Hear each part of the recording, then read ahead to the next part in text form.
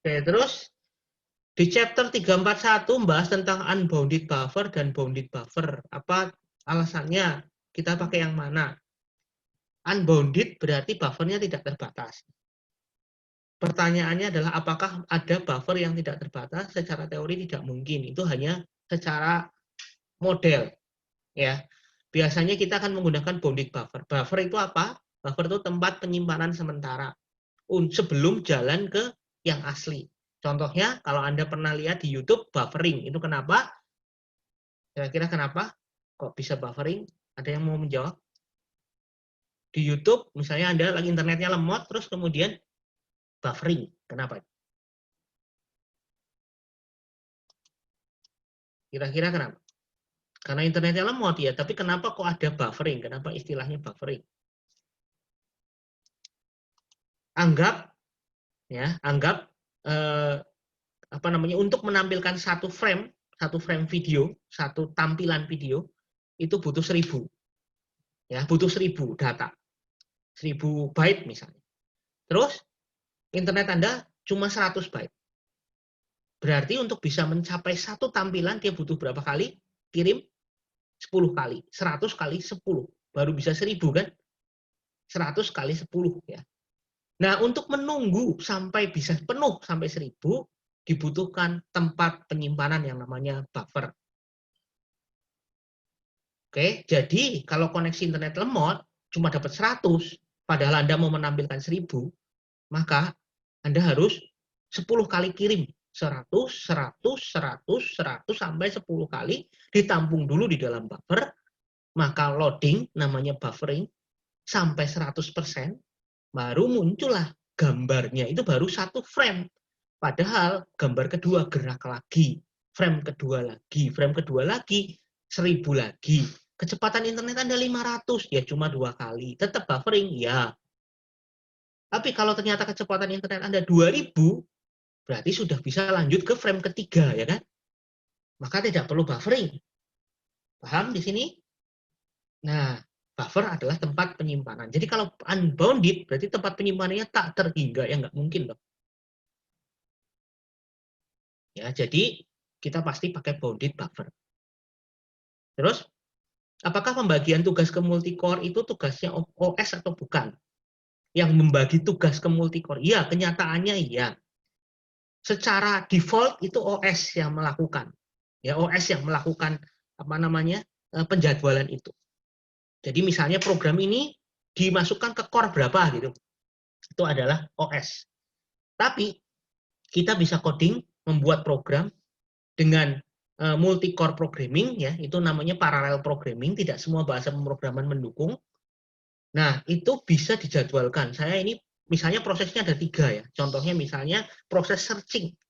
Proses searching itu kan bisa dibagi-bagi ya. Proses searching misalnya saya mau nge-search di 3 drive. Dia baca dulu drive-nya ada berapa? Oh, 3. Oke, 3 itu paralel. Drive C dicari dulu, drive D dicari dulu, drive E dicari dulu. Berarti barengan bersamaan nyarinya. Berarti dia buat multi-thread. Ya, multi-thread-nya dibuat, lalu thread masing-masing itu dijalankan di core 1, core 2, core 3 misalnya. Jadi paralel beneran. Tapi programmingnya susah. Saya juga belum, jarang ya mungkin ya bisa dibilang belajar itu kan nggak mudah. Biasanya program yang bisa kayak gitu tuh program game gitu. Program game itu biasanya dia sudah bisa jadwalkan ke core mana gitu. Kalau Anda program gamenya berat, tapi dia tidak dijadwalkan ke core, wah biasanya program Anda akan sangat lemot. Jadi program game itu lemot sekali gitu. Anda bisa merasakan game-game canggih itu mesti cepat. Tapi butuh resource besar gitu kan ya. Nah, itu adalah penjadwalan ke core oleh program. Tapi secara default OS-nya. Lalu pertanyaan berikutnya, single thread itu apa? Single thread itu berarti dalam satu program, dalam satu proses, dia hanya bisa menjalankan satu kegiatan saja. Seperti programming di Alpro, struktur data, PBO gitu. Dalam satu program Anda hanya bisa manggil satu fungsi saja. Kalau program Anda itu punya 3 fungsi, 3 function, bisa nggak manggil 3 functionnya paralel? Kan nggak bisa. Pasti gantian. Function A dulu, baru function B, baru function C. Nah, itu single thread. Nggak bisa bareng-bareng A, B, C bersamaan gitu. Nggak bisa. Nah, kalau searching tadi, itu bisa jalanin semuanya. cari di drive C, cari di drive D, cari di drive E, semuanya barengan. Nah, itu namanya multi-thread. Ya, dalam satu proses bisa menjalankan lebih dari satu kegiatan. Contoh yang lain, di Microsoft Word, Anda bisa ngetik sambil ngeprint, sambil spelling checker. Spelling checker tahu ya, jadi yang ditanda itu yang salah yang mana, grammarnya. Dia di belakang layar dia gerak. Atau dalam satu tab Firefox, Anda buka 5 tab, semuanya jalan. Atau dalam downloader, Anda bisa download 5 file sekaligus, paralel. Itu adalah multi-threading. Bisa jalani lebih banyak kegiatan dalam satu program yang sama loh ya. Oke, nomor 2. Bagaimana memori memproses data? Nah, ini pertanyaannya aneh ya, saya jadi nggak bisa jawab. Memori itu menyimpan data, bukan memproses data. Ya, dia terima data dari hard disk biasanya ya, di-load ke memori, terus disimpan di situ untuk diakses oleh CPU. Oke, nomor 3. Ada berapa bagian dari proses? Nah, ini pertanyaannya juga nggak jelas. Bagian dari proses ada di slide saya, di halaman depan. Proses itu isinya ada data, ada memorinya, ada macam-macam gitu. Tapi saya nggak ngerti apa artinya dari proses ini. Terus nomor berikutnya terakhir ini, apakah proses dan thread memiliki ruang alamat address yang sama? Kalau programnya sama, iya. Misalnya contoh tadi, downloader, download 5 file sekaligus. Ya berarti alamatnya sama dong. Pasti alamatnya sama. Kan itu program yang sama. Thread-nya banyak gitu ya. Nah, berarti alamatnya sama. Berbagi alamat istilah. Ya. Terus nomor 2, dalam proses kontrol blok informasi apa? Itu sudah ada ya. Sudah ada di slide, nanti saya tunjukkan. Demikian sudah ada jawaban juga, nanti saya upload seperti biasa ya. Terima kasih buat pertanyaannya. Sekarang saatnya presentasi. Ada pertanyaan dulu dari teman-teman? Belum, Pak. Belum. Kalau ada nanti pertanyaan ya pokoknya kita selesai jam 9 kurang seperempat ya. Saya harus kuliah juga kan. Oke, silakan presentasi kelompoknya Rio, Elvira, Yasintus, Misael, ada nggak? Elvira ada, Yasintus ada nggak? Ada, terus Rio, RRR. Ya, Pak, hadir, Pak. Hadir ya. Terus satu lagi, Misael. Oke, ada semua. Silakan. Bentar, saya sharingnya, saya share dulu.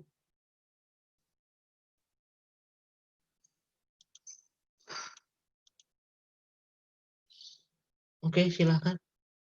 Harusnya bisa. Jadi lupa ke-record di awalnya. Nggak apa-apa. Selalu begitu ya. Kelupaan.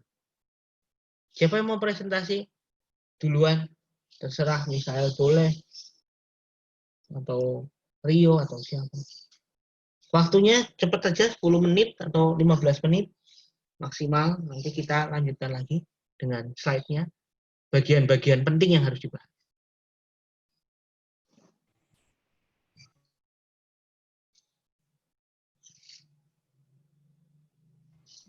Misi Pak, maaf Pak. Ya. Bukannya semain kalau nggak salah lihat bukan kelompoknya kami ya Pak? Loh. Gimana Siapa ya? Iya Pak, kelompok kami Pak yang itu Pak. Wisnu, Agus, sama Tunggul. Sebentar, saya yang salah ya. Saya. Oh maaf. Wisnu itu kelompok. Saya berarti salah nulis. 25 Wisnu. Nomor kelompok 5. Sebentar. Tanggal 2. Oh iya. Ya, maaf. Nah, berarti karena sudah terlanjur ngomong ya. Ya berarti minggu depan kalian ya, Misael. Oke Pak. Ya, minggu depan berarti ke bab CPU scheduling. Sekarang si Wisnu dulu, kelompoknya Wisnu, Tunggul, dan Agustinus. Saya salah tadi. Ya, mari.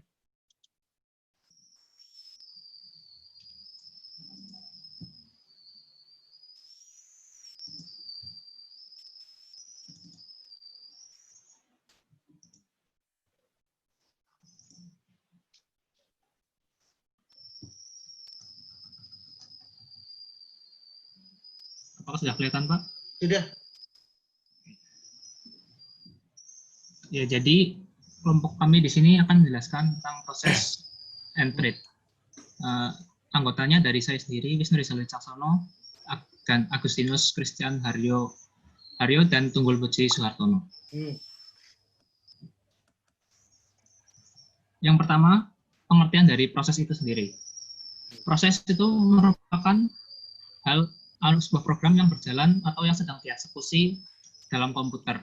Dan proses sendiri itu harus dieksekusi secara berurutan. Di dalam suatu proses itu terdapat yang pertama adalah counter atau program counter yang merupakan variabel dalam program untuk menyimpan alamat suatu proses yang akan dieksekusi selanjutnya. Yang kedua ada stack, yaitu tempat stack, yaitu tempat penyimpanan sementara yang dibutuhkan selama program dieksekusi secara dinamis. Yang selanjutnya ada data section yang berisi variabel global dari suatu proses. Ada contohnya? Contohnya? Contoh. Kamu mau nunjukin apa? Proses itu mana? Kayak apa proses itu? Tadi saya sudah demoin di kelas ya, tadi jam 7.20. Proses itu apa? Kalau dilihat di Windows Anda, proses itu kayak apa?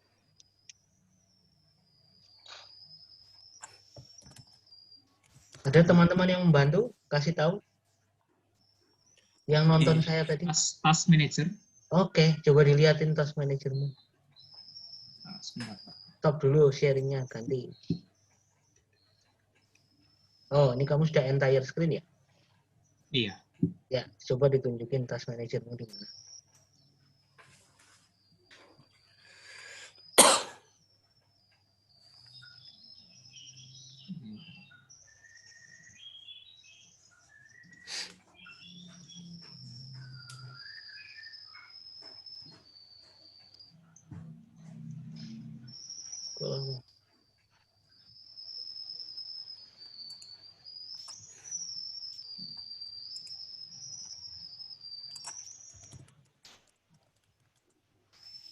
Itu lagi jalanin apa? Task Manager?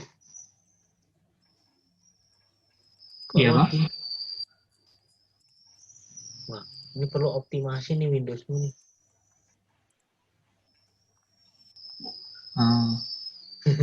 Jalanin Windows Task Manager dari mana sih? Dari taskbar itu diklik kanan kan? Iya, Pak. Kok nggak keluar-keluar?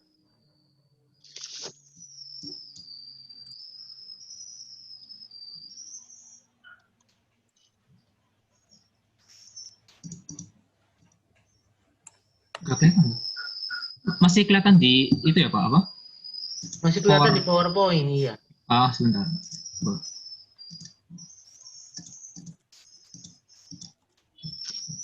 Di stop aja dulu sharing. Iya, Pak. Diganti.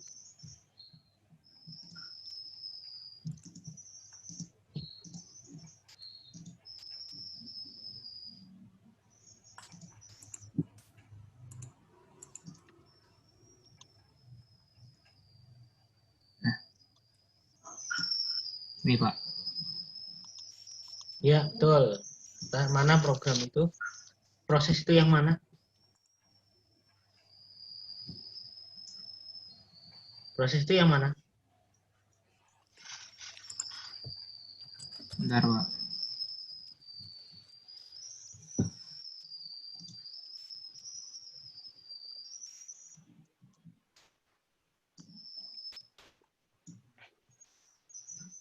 Proses itu ya ini loh. Yang di sisi kiri sendiri name itu. Itu proses, nama prosesnya. Jadi ada Zoom meeting itu prosesmu tuh.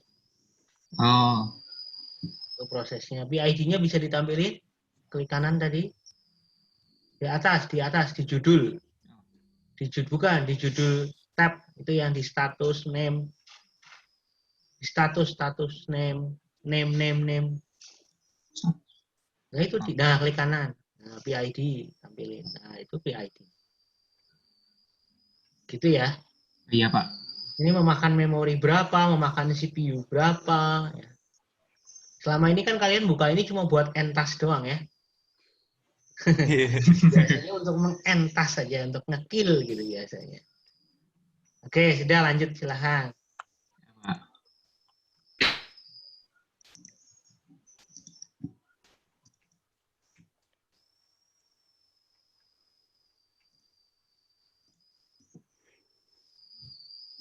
Oke, hardware ya berikutnya. Ada contoh hardware yang mendukung proses dalam komputer. Oke, apa? Yang pertama ada power supply. Hmm. Power supply itu adalah perangkat komputer yang bertugas untuk memberi suplai daya pada komponen-komponen dalam komputer. Ya, ini berarti buat listrik kah? Iya, Pak. Kalau nggak ada ini nggak nyala ya. Iya. Next. Yang selanjutnya adalah motherboard. Hmm. Motherboard ini adalah papan sirkuit yang digunakan untuk meletakkan komponen-komponen di dalam komputer yang seperti prosesor, RAM, dan sebagainya. Terus hubungannya sama proses apa? Motherboard ini buat menghubungkan kerja dari semua komponen-komponen itu, Pak. Oke. Ya. Yang ketiga ada prosesor. Nah, prosesor ini adalah yang paling utama atau otak komputer itu sendiri. Dan seluruh pemrosesan data itu diolah oleh prosesor itu. Ya, dan proses ini masuknya ke sini ya. Semua proses yang kalian tadi lihat di task manager itu, dia akan menuju ke eksekutor. Ya siapa? Ya ini. Prosesor itu eksekutornya. Gitu. Suatu proses dinyalakan, jalan, itu masuknya kemana? Ya ke eksekutor ini. Gitu ya. Oke, next. Yang selanjutnya ada RAM atau Random Access Memory. RAM ini penyimpanan sementara atau apa? Kayak kalau kita sedang menjalankan program, masuknya ke RAM ini. Dan kalau kita mematikan komputer dan menyalakan lagi, RAM akan hilang. Jadi data yang ada di dalam RAM itu hilang. Ya. Yang selanjutnya ada hard disk. Nah, berbeda dengan RAM, hard disk ini menyimpan data secara permanen. Jadi data yang ada di dalam hard disk, walaupun kita mematikan komputer, datanya akan tetap ada. Ya, menyimpan permanen ya, betul. Terus? Yang selanjutnya akan dijelaskan oleh Tunggul. Nah, jadi hal yang dicatat saat proses running pertama itu program counter. Nah, program counter ini variabel untuk menyimpan address suatu proses yang akan dieksekusi selanjutnya. Jadi counter itu seperti penunjuk-penunjuk untuk sebuah instruksi yang ada di memori supaya ntar bisa dieksekusi oleh CPU. Ya, betul. Nah, jadi program counter ini yang ngatur semua address proses mana yang akan dieksekusi selanjutnya. Terus stack atau heap. Nah, ini stack atau heap ini tempat penyimpanan data sementara. Jadi saat program berjalan, memori itu dibagi kayak menjadi 3 bagian itu. Yang teks, heap, sama stack. Nah, teks itu jadi kayak kode dari programnya itu kan. Nah, stack itu sendiri berguna untuk nyimpen data-data yang address-nya sudah ditentukan. Jadi stack ini nyimpen datanya kayak gunain metode last in first out. Jadi yang masuk terakhir terus keluar pertama. Jadi misalnya kita kayak numpuk barang banyak gitu. Terus barang yang pertama kali kita taruh di tumpukan banyak itu pasti diambilnya terakhir. Soalnya kita ngambil barangnya kan dari atas dulu gitu. Ya. Nah, sekarang heap. Heap ini kurang lebih kayak stack, tapi kalau heap ini nyimpen memorinya tidak memiliki pattern, jadi acak gitu. Nah, terus heap ini kadang juga dialokasikan untuk suplai memori tambahan, untuk nyimpen data tambahan. Nah, karena memori di stack ini sementara, jadi kalau programnya selesai ya udah langsung dialokasikan memorinya. Next. Nah, ini penting nih, lihat nih. Nah, ini Contohnya, mungkin kalau bisa kasih contohnya ya. Wah, ini proses state diagram ya. Contohnya gimana ya? Program new itu kayak apa? Gitu. Pada saat apa terjadi? Gitu. Jadi new itu waktu apa pertama kali kita buka programnya kan. Ya, betul. Nah, terus uh, running itu waktu programnya itu kita jalankan. Nah, jadi terus kalau misalnya kayak apa yang wait atau block itu jadi apa programnya itu lagi kayak nyelesain program lain kan. Nah, terus program yang udah ready ini belum bisa jalan sampai program yang lain itu selesai dulu. Oke, saya tambahin ya. Running itu yang tadi task manager itu running ya, itu posisi running. Gitu. Kalau pertama kali dijalankan dia new dulu memang new. Itu kalau Anda registrasi itu kayak Anda masuk ke dalam lab itu new. New itu pas waktu Anda pertama kali masuk ke UKDW ya. Lalu kemudian dia menunggu dulu kan, waiting itu bisa juga. Terus nanti ready itu berarti sudah masuk ke lab. Terus kemudian ketika Anda mulai register lab itu adalah running. Jadi kayak gitu. Jadi new pertama kali dibuat, lalu running itu pada saat dieksekusi oleh prosesor, tapi bisa jadi nggak selesai kan? Bisa jadi nggak selesai. Nah, jadi kalau nggak selesai, berarti dia harus menunggu gitu, karena waktunya habis. Nah, menunggu berarti atau contohnya tadi VCD-nya nunggu CD kedua, ya, itu adalah waiting. Kalau sudah waiting, Anda lihat tuh di diagramnya ya. Kalau sudah waiting bisa nggak langsung running? Nggak bisa, nggak ada. Mana ada panah yang menuju ke running langsung dari waiting. Dari wait atau block itu nggak pernah ada ya. Jadi dari wait ke block itu ready dulu. Jadi nggak bisa langsung nyerobot punyanya orang, aku running, nggak bisa. Karena prosesornya lagi dipakai oleh banyak orang ya, banyak proses. Terminate itu berarti sudah selesai. Oke, lanjutin silahkan. Nah, ini proses kontrol blok ya. Jadi dalam sistem operasi itu tuh ada yang namanya proses kontrol blok. Nah, ini proses kontrol blok ini merupakan informasi-informasi yang diperlukan untuk mengendalikan dan mengkoordinasikan proses-proses yang aktif.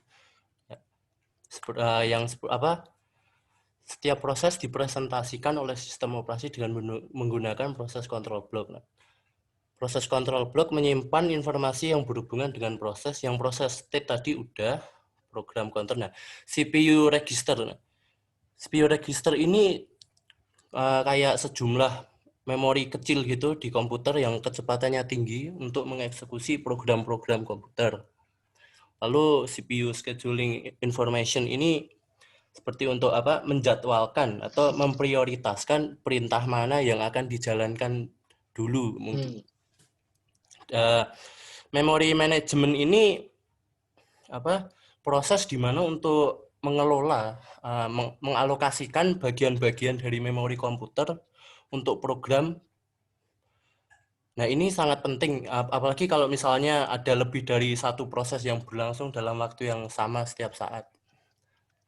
Terus input output status information. Nah, jadi kayak misalnya mouse, keyboard, speaker dan lain-lain yang nyambung di komputer kita itu memerlukan informasi atau driver ya supaya bisa dibaca dan digunakan oleh komputer itu.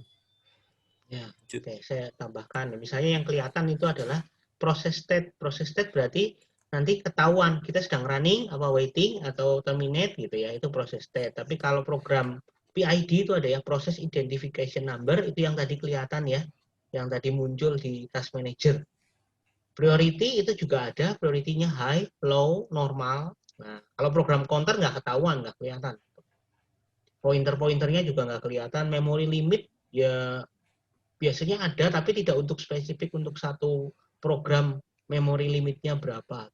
List of open file juga tidak kelihatan. Maksudnya gini, list of open file itu ada satu program yang sedang membuka file, lalu didaftarkan di situ supaya orang kalau ada program lain yang mau ngakses file itu kan kadang-kadang nggak bisa ya. Pernah nggak misalnya ada file lagi dipakai oleh program lain, lalu kemudian file itu juga dipakai dari program lain juga, lalu kemudian mau diedit gitu, mesti nggak bisa ya. Sedang digunakan, file is being used gitu kan. Nah, Itu contohnya adalah lihatnya dari mana? Dari list of open file. Jadi ada file-file tertentu yang didaftarkan dulu ke dalam memori begini, program control block ini, proses control block, lalu kemudian nanti dicek bersamaan. Kalau ada program lain yang mau akses, tergantung itu boleh diakses bareng apa enggak gitu.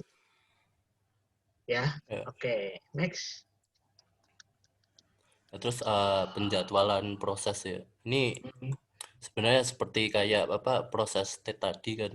Jadi penjadwalan direpresentasikan dalam bentuk antrian yang disimpan dan berisi pointer awal dan akhir proses control block. Nah, tiap-tiap proses control block memiliki suatu pointer field yang menunjuk ke proses berikutnya. Ini sebenarnya kayak proses T tadi kan. Nah, sebenarnya konsep dasar penjadwalan itu sendiri itu untuk memaksimalkan kinerja dari CPU gitu kan. Ya. Terus pemanfaatan CPU maksimum diperoleh dengan multiprogramming. Betul. Udah. Terus selanjutnya akan dijelaskan oleh teman saya, Agus. Ya, mari. Thread-nya masuk kan?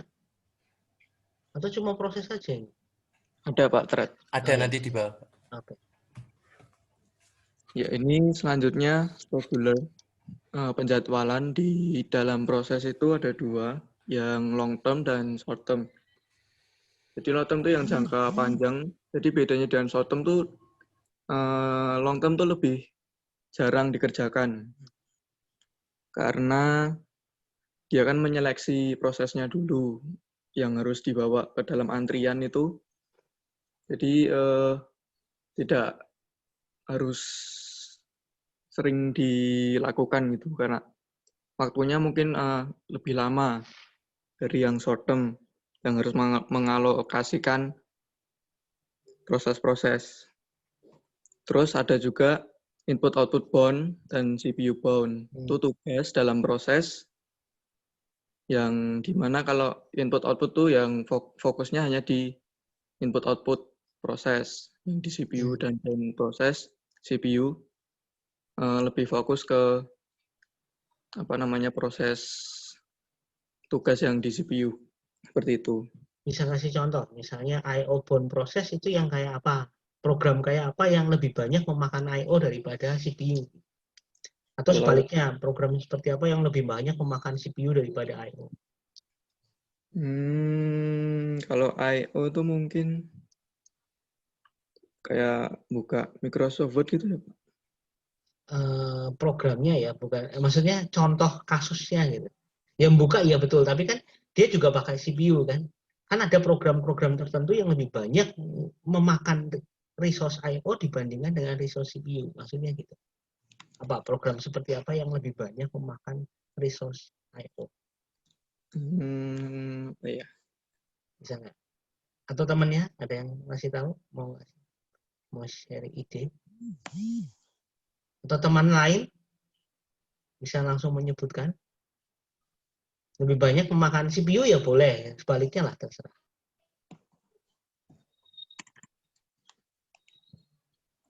Bisa nggak?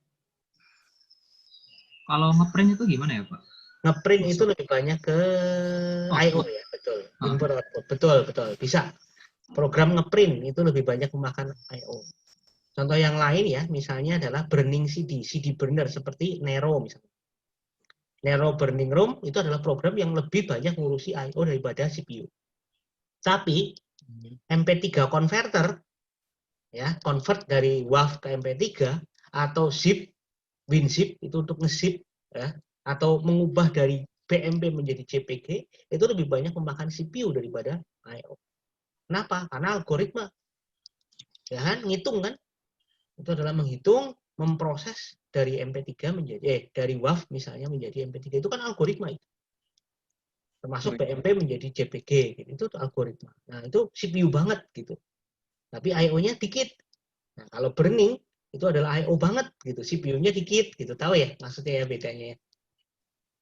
Iya. Printing itu juga I/O banget gitu.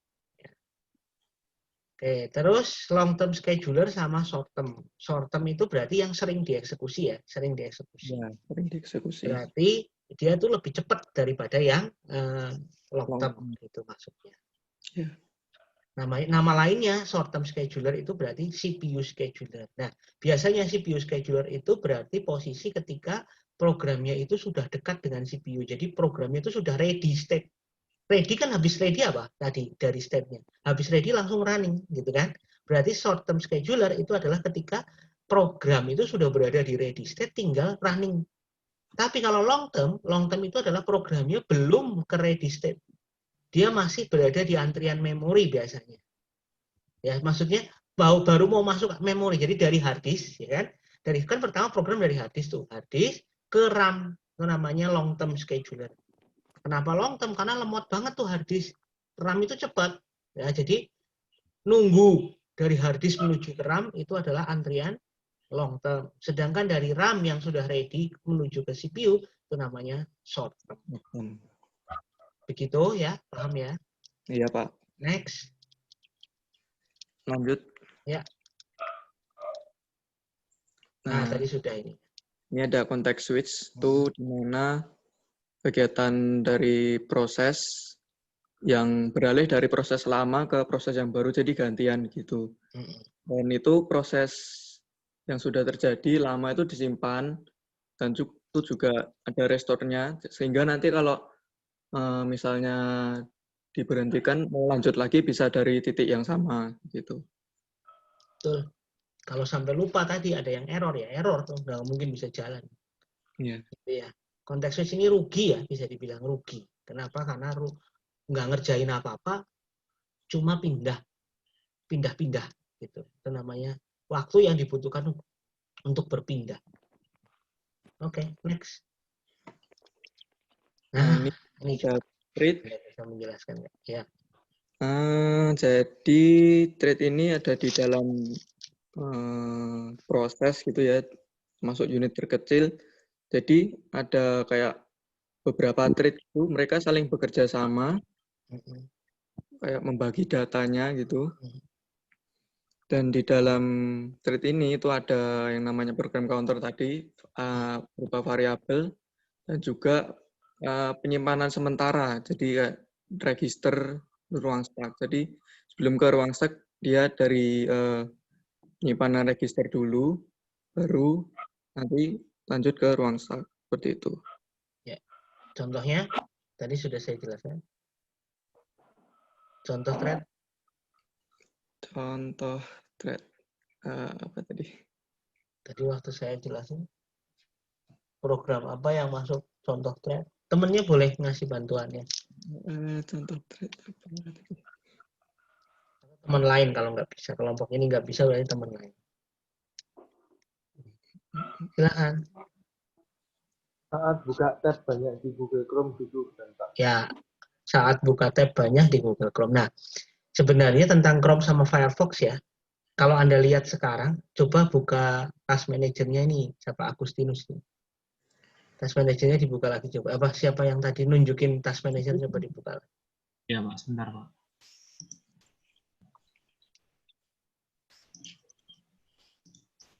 Chrome itu isinya ada berapa? Coba buka Chrome-nya. Dibuka di ini loh, apa ini? Ya ini yang panah kecil. Nah, itu di expand ya. Nah, ini adalah Chrome ini berarti multi threading sepertinya ya. Karena satu Chrome besar gitu kan isinya 9 ya, ada 9 tab. Padahal kan kamu belum tentu buka 9 ya, belum tentu buka 9. Bisa jadi lebih kecil sebenarnya. Mungkin bukanya cuma 5 tapi ada 9 gitu. Karena memang ada proses lain. Jadi seperti kalian itu punya apa namanya? Extension, Chrome extension itu buka tab satu ini sendiri. Ya, jadi extension tuh gerak sendiri gitu. Nah, ini bisa jadi ini multi threading, bisa jadi ini multi proses ya. Setahu saya dulu waktu pertama kali Firefox itu pakainya multi threading.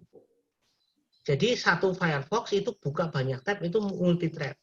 Tapi waktu Chrome keluar, waktu Chrome lahir, itu Chrome kan dulu setelah Firefox ya, setelah Firefox. Lalu Chrome itu lahir, dia itu menggunakan multi proses. Jadi ketika tabnya dibuka 5 misalnya, dia akan mengeluarkan 5 Chrome tab. 5 Chrome tab itu artinya 5 proses. Jadi di sini akan muncul bukan Chrome 9 tapi Chrome gitu ya. Jadi proses gitu. Nah, modelnya seperti itu. Nah, nggak tahu ini tempatmu, saya juga belum lihat tempat saya ya. Ini kalau Firefox sih jelas. Kalau Firefox itu, bentar, saya lihat. Firefox itu modelnya, ya 9 juga ya. Tapi kalau Chrome, coba saya buka dulu. Ini saya buka 2 tab misalnya. Terus di sini apa? Chrome-nya itu keluarnya Google Chrome 1. Oh, Google Chrome juga 6 ya. Mungkin karena ini Windows 10 ya. Dulu kalau di Windows XP mungkin itu kelihatan banget kalau Chrome itu bukan Chrome 9 tapi Chrome gitu. Bukan Chrome ada 9 ya, tahu ya. Maksudnya ini proses semua. Nah, Firefox itu tetap 1. Isinya banyak dalamnya. Gitu. Nah, itu membedakan antara Chrome sama Firefox waktu itu. Jadi Firefox menggunakan multi-threading, sedangkan Chrome menggunakan multi-proses. Alasannya Chrome adalah bahwa RAM itu murah, gitu. Jadi dia berani pakai proses yang banyak. Gitu. Sedangkan kalau Firefox itu pengennya satu program utama saja, lalu di dalamnya ada banyak thread. Gitu. Oke, dilanjutkan, silahkan. Ya.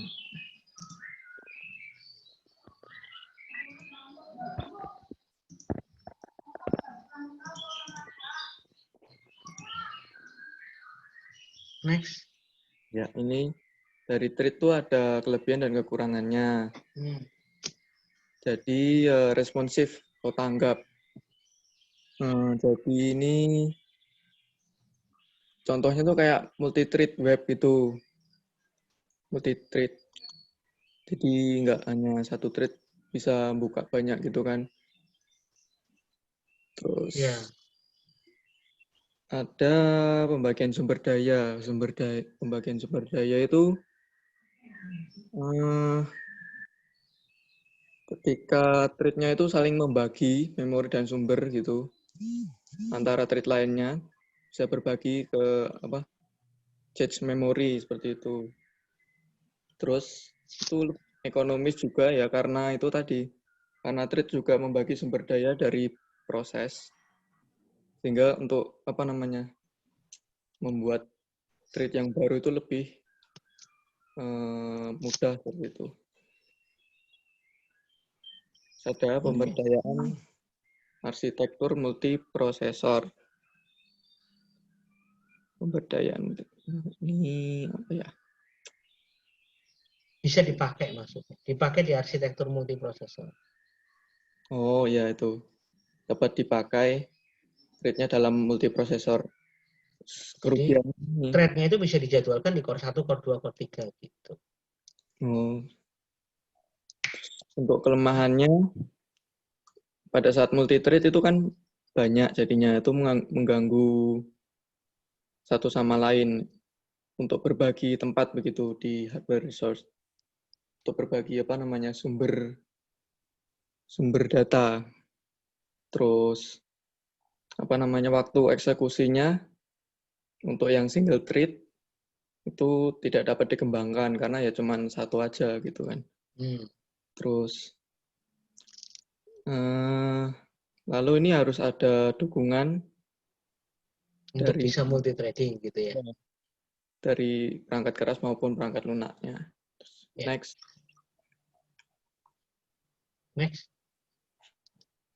Ini ada contoh thread OS, terutama tuh Windows XP. Dia tuh mengimplementasikan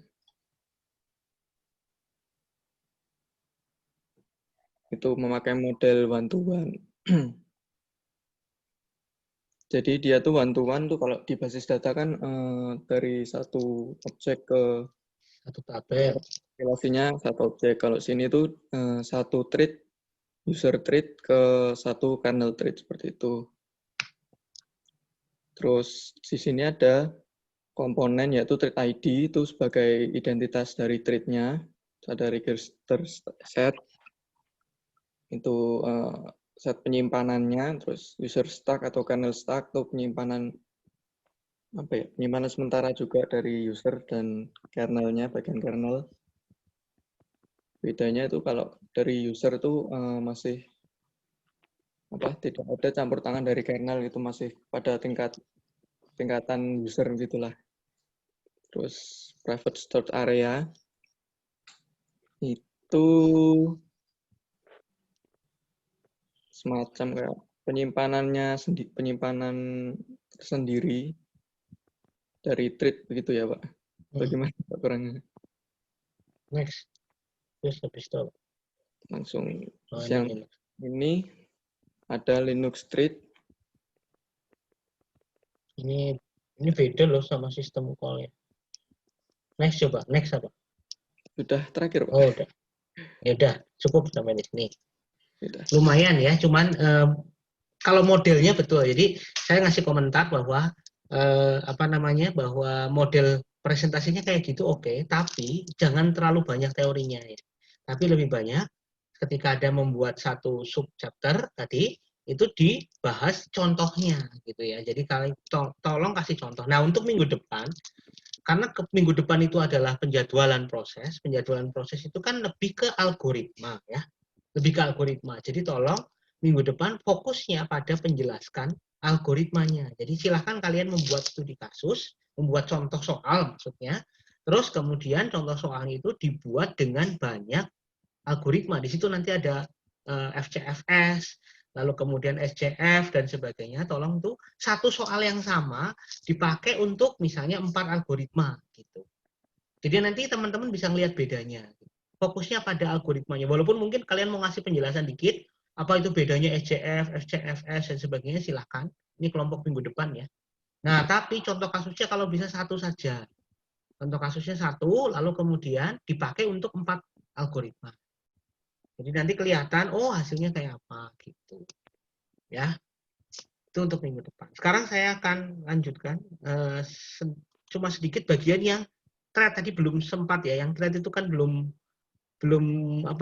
banyak dijelaskan. Saya akan menjelaskan yang model-model multithreading karena belum kan tadi. Bentar.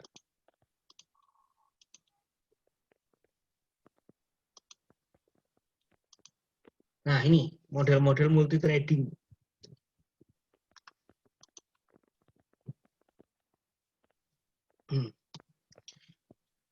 Dia basis data kayaknya kalian tadi menghubungkan dengan basis data. Walaupun istilahnya sama ya mirip-mirip sih gitu ya. Ini yang pertama multithreading model itu. Oh ya, sebelumnya mungkin bedanya user thread sama kernel thread itu apa? User thread itu berarti levelnya level kernel yang dibuat oleh user maksudnya. Kok kernel? Thread yang dibuat oleh user ya. Thread yang dibuat oleh user. Berarti thread itu dibuat dengan menggunakan library. Jadi kayak programming, terus kemudian Anda membuat thread gitu. Jadi artinya programnya itu di level user. Contohnya misalnya untuk nyari data di CDE tadi. Drive C, drive D, drive E barengan. Nah, itu berarti kan multithreading. Tapi yang buat programnya kita gitu. Berarti kita hanya menggunakan library dari misalnya Java atau library dari Python gitu ya, atau library dari .NET gitu biasa. Tapi kalau yang program kuno nggak bisa ya multithreading. Nah, ada primary library biasanya pakai POSIX, Win32, Java atau .NET. Karena cuma user library maka sebenarnya tidak kuat, tidak sakti ya bisa dibilang begitu ya. Nah, itu user thread. Namanya user sembarangan, artinya pengennya berusaha membuat thread sebanyak mungkin. Itu kan tujuannya user. Gimana? Halo? Gimana? Ada masalah? Enggak ya? Oke. Nah, jadi namanya user biasanya pengennya mendapatkan resources sebesar-besarnya. Jadi dia sembarangan aja buat thread-nya gitu kan. Itu namanya user. Tapi kenyataannya tidak sakti. Jadi sebenarnya belum tentu jalan ya. Terus kernel thread. Nah, kernel thread ini berarti thread yang didukung langsung oleh sistem operasi. Jadi yang buat adalah sistem operasi. Dia sangat sakti ya bisa dibilang. Nah, sakti itu dalam arti apa? Dia bisa melakukan segalanya karena instruksi khusus pun dia bisa. Tapi pembuatan kernel thread lebih lambat dan butuh resource lebih banyak dibandingkan dengan user thread. Jadi lebih sulit untuk membuat kernel thread. Tapi nggak masalah karena sistem operasi yang buat gitu kan. Nah, terus multithreading-nya sekarang pada saat membuat multithreading maka modelnya seperti apa? Yang pertama namanya many to one. many to one itu berarti user thread-nya banyak, berarti kita programmernya membuat banyak thread, programnya itu membuat banyak thread, tapi ternyata kemampuannya sistem operasinya, kemampuannya komputernya, ya resource komputernya hanya mampu membuat satu kernel thread, misalnya hanya single core saja koprosesornya. Prosesornya itu cuma single core, tapi programmingnya pengennya multi core. Paham maksudnya ya? Jadi secara coding kita buat multi core, padahal kemampuan komputernya pada saat yang sama hanya bisa jalanin satu thread saja. Berarti ya apapun yang terjadi di atas, apapun yang terjadi di level user, cuekin aja karena kenyataannya hanya bisa satu kernel thread. Jadi percuma bisa dibilang ini codingnya sakti begitu ya. Ini codingnya di sini banyak, tapi ternyata dieksekusinya cuma satu gitu. Jadi tetap lemot di sini. Ini pengennya kan paralel kan? Nah, tapi nggak bisa karena dia cuma bisa dieksekusi di satu kernel thread. Nah, ini karena keterbatasan sumber daya biasanya. Oke, ini terjadi di komputer zaman dulu ya, Solaris, Green Thread, GNU, Portable Thread dan sebagainya. Oke, many to one ini efisien secara sistem operasi efisien karena irit kernel thread ya. Ini secara sistem operasi loh ya kata-katanya ya. Jadi sistem operasinya gampang buatnya karena cuma satu single kernel threadnya kan cuma satu, gampang. Tapi setiap user thread bisa diblok. Anda bisa kembali ke sini, bisa diblok. Jadi kalau misalnya ini kan thread 1, thread 2, thread 3. Thread 3 mau eksekusi, tapi ternyata CPU-nya bilang nggak bisa, ini di stop dulu. Ya ini tetap akan stop.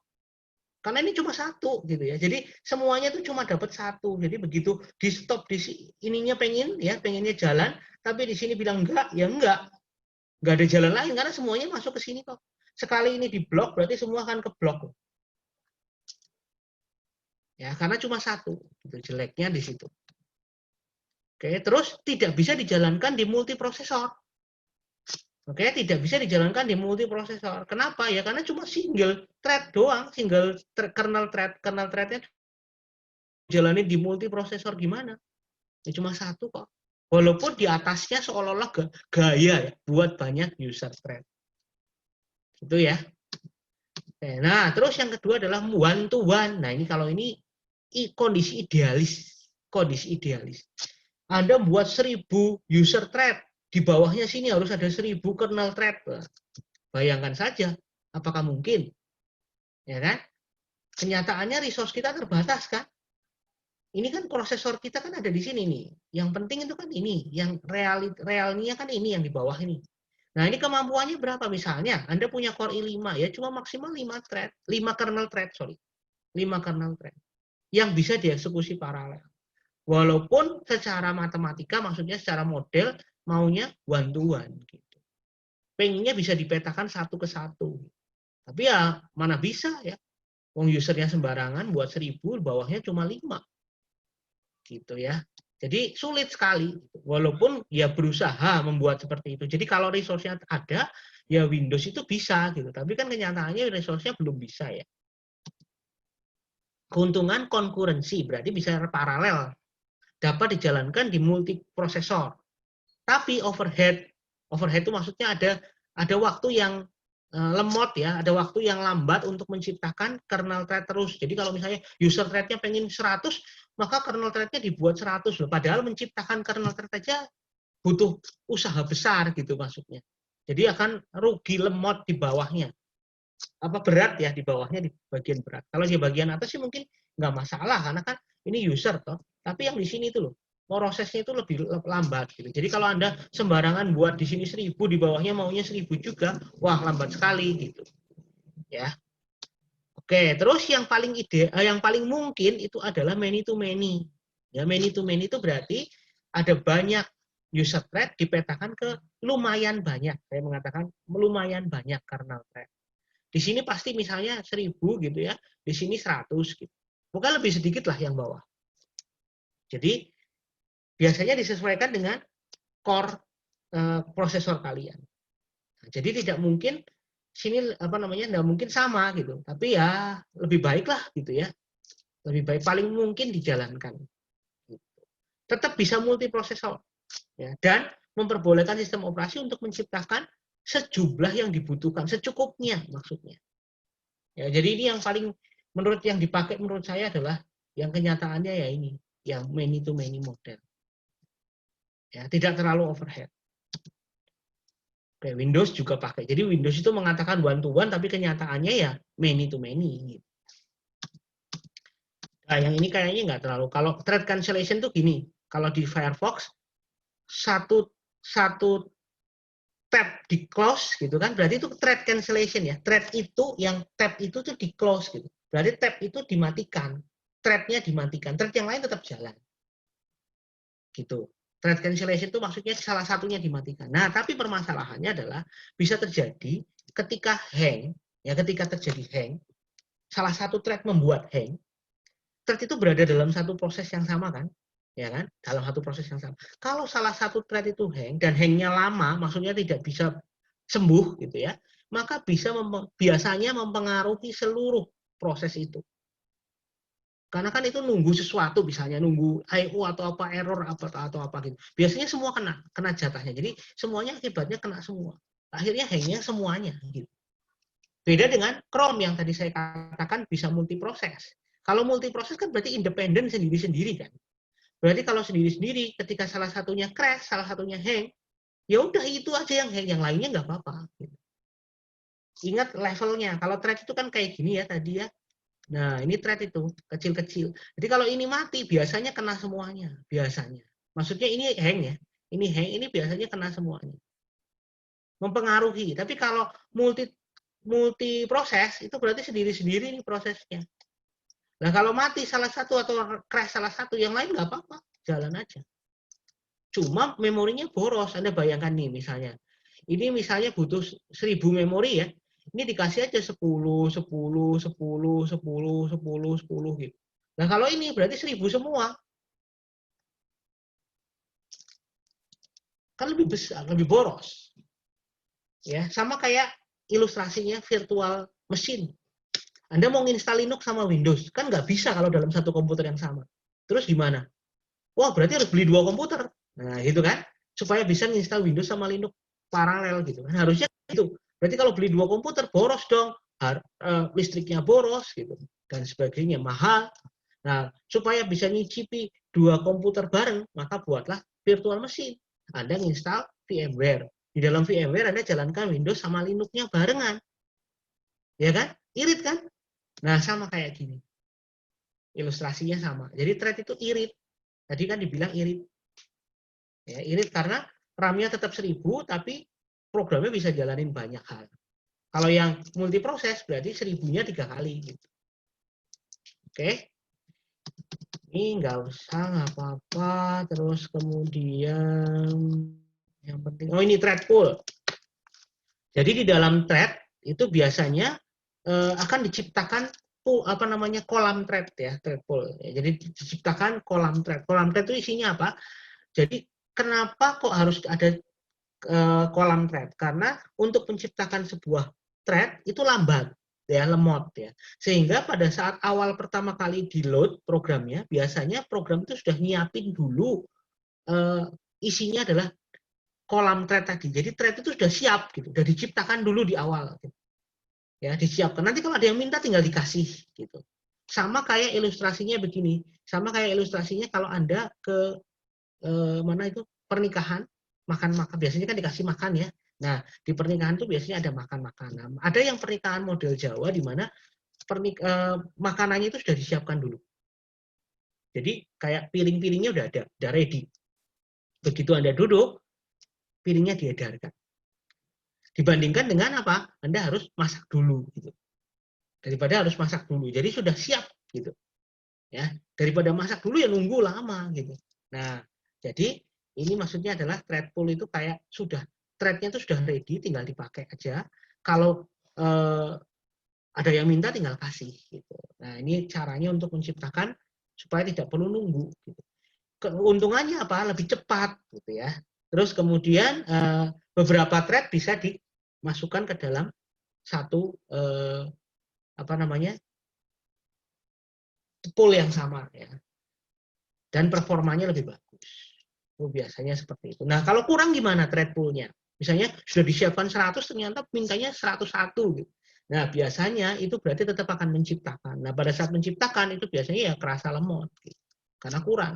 Jadi kalau Anda buka Firefox tab-nya banyak banget gitu, suatu saat ketika buka tab yang ke berapa gitu akan kerasa lemot. Ya karena kurang itu thread pool-nya. Ya, tapi kalau cukup, dia kan cepat aja ngasihnya. Gitu. Biasanya thread pool itu diciptakan saat di double klik pertama kali. Jadi biasanya pas loading itu agak lama. Ya kan, Anda mungkin merasakan ya, ada program yang kalau di load pertama lama, tapi kalau sudah jalan ya udah cepat. Gitu. Nah itu bisa terjadi karena menciptakan salah satunya adalah thread pool. Ingat bahwa thread itu diciptakan lebih lambat. Ini tadi sudah, oke. Mungkin itu dari materinya. Silahkan nanti dilihat di slide-nya.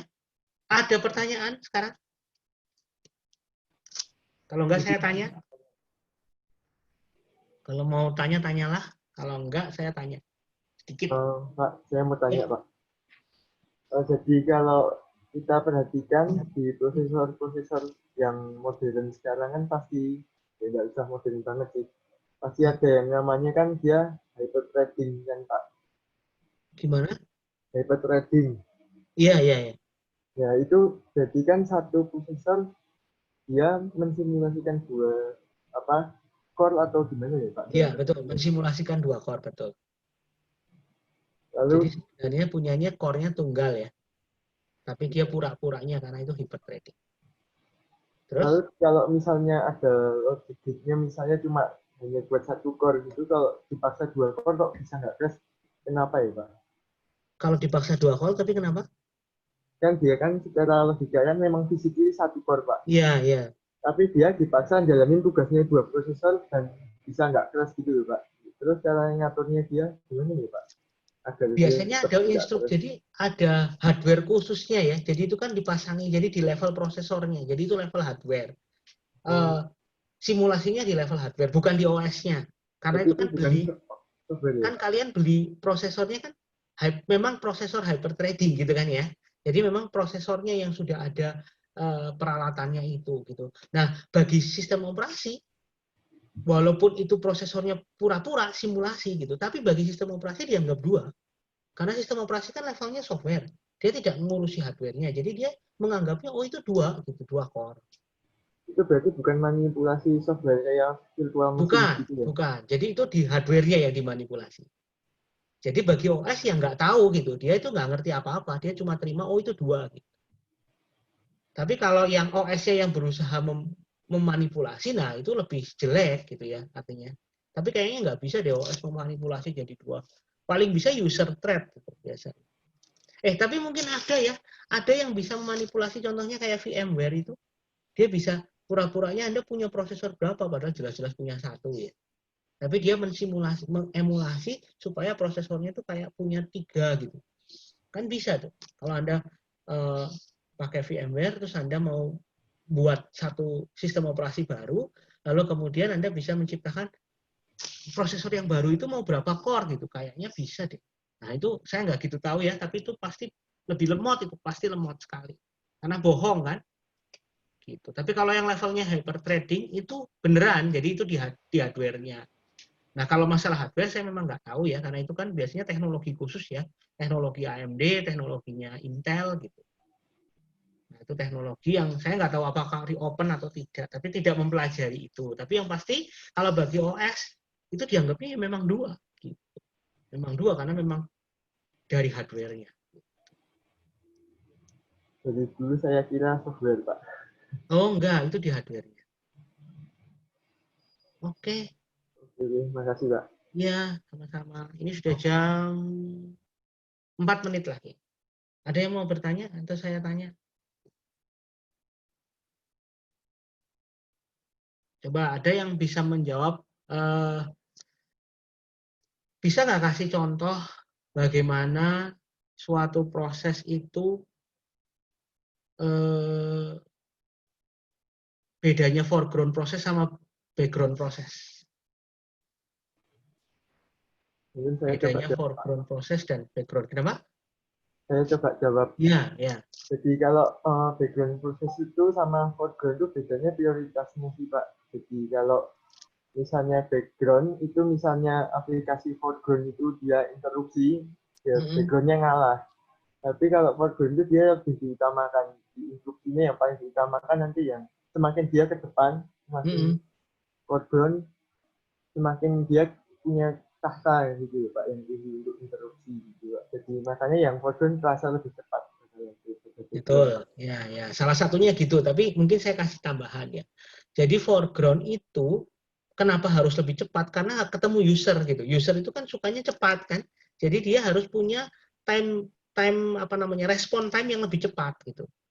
Nah, tapi kalau sakti mana ya, sakti mana? Kalau saya mengatakan sakti mana, saya lebih bilang sakti background. Ya kadang-kadang foreground-nya sudah dimatikan, sudah di-close, tapi background-nya masih nyala. Gitu. Nah, ketika mau jalan lagi, nggak bisa, oh itu karena masih ada loh. Mana? Padahal nggak ada programnya. Ternyata di background masih jalan. Jadi background lebih sakti sebenarnya.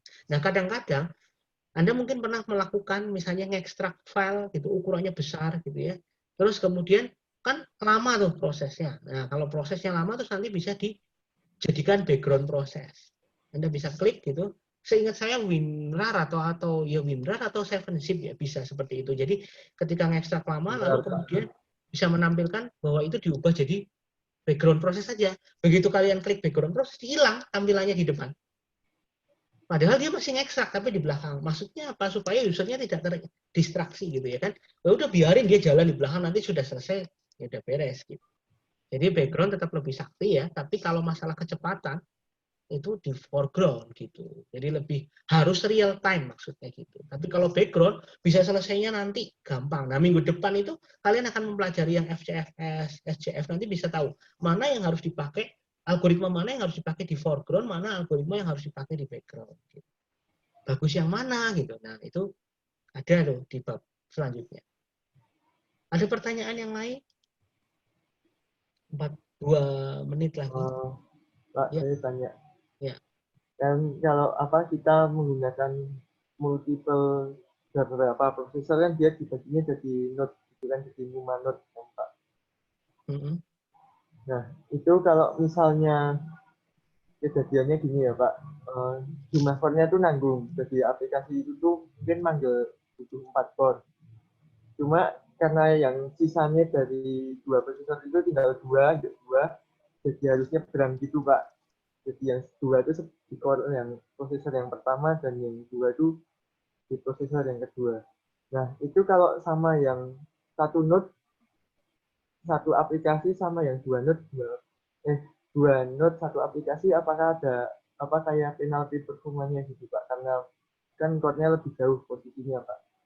Terus lewat kayak bus gitu kan Pak. Itu dalam kasus apa contohnya? Contohnya kalau misalnya gini, kita mau pakai prosesor server lama Pak buat game. Prosesor terlama. Prosesor server yang generasi sebelumnya. Oh, generasi lama ya. Kan kita kalau mau cari multi-core, caranya biar murah kan daripada beli prosesor baru yang core-nya banyak, kita beli bekasan server gitu Pak. Nah itu apakah ada performa nggak Pak? Ada mending mana gitu maksudnya? Lebih baik mana kalau mending pakai prosesor server yang lama atau yang baru tapi tapi core? Oh gitu ya.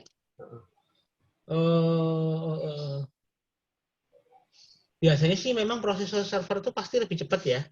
Nah cuma kalau dibandingkan dengan teknologi yang terbaru, kayak misalnya contohnya mungkin kayak laptop sama handphone ya. Handphone itu kan juga termasuk baru ya, prosesornya kan keren gitu kan, sampai octa-core gitu kan. Nah itu juga cepat mana? Kalau kalian merasakan cepat mana? Ada nggak? Bisa membayangkan nggak?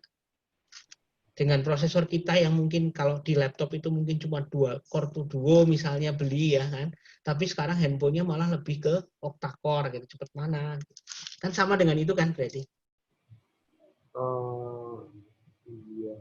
Iya kayaknya. Kayaknya Mbak, sih gini Pak. Seperti yang teknologi terbaru deh. Iya, soalnya gini Pak, yang saya heran tuh Pak, Kalau di komputer atau di PC biasanya itu dia octa-core tetap dibaginya 1 node, Pak. Sedangkan di smartphone dia dibaginya 2 node, Pak. Meskipun dia ada big sama little gitu sih, Pak. Jadi Kayaknya apakah memang berarti bagus yang dual node ya? bagus yang 2 node ya, Pak? Iya, iya. Oh. Oke. Ya, mungkin seperti itu dulu teman-teman. Ya, kita sudah jam 8.47. Biasa untuk presensi silahkan dinyalakan untuk saya capture. Terima kasih, Pak. Ya. Minggu depan jangan lupa lanjut ke bab 5 ya, bab 5 ya.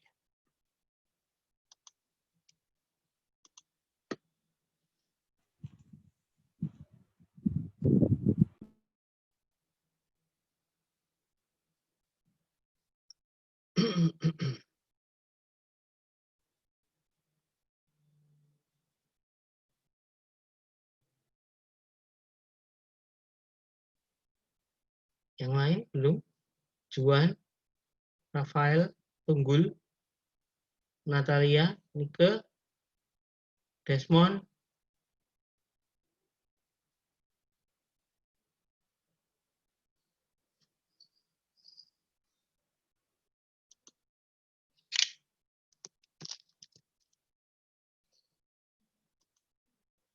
Oke, sudah. Ini ada yang ngomong apa tuh? Oh, kameranya meninggal. Ya, selamat mengerjakan tugas-tugas, selamat belajar ya. Minggu depan gantian presentasi. Selamat pagi. Terima kasih, Pak. Terima kasih, Pak. Pagi, makasih Pak. Terima kasih, Pak.